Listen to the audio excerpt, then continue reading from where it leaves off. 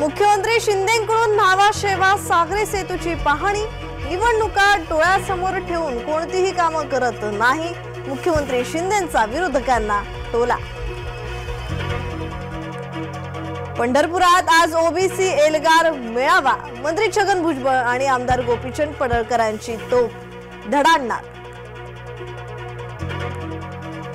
सुधीर भाऊ वाघनख कुठपर्यंत पोहोचली, वडेट्टीवार यांचा खोचक सवाल। जळगावातील अनधिकृत भोंगे तत्काळ हटवा, मनसेची पोलीस प्रशासनाकडे मागणी। भाजपा आमदार सुनील कांबळेंवर गुन्हा दाखल, बंड गार्डन पोलीस ठाण्यात गुन्हा। ससून मधील कार्यक्रमात पोलीस कर्मचाऱ्याला केली होती मारहाण।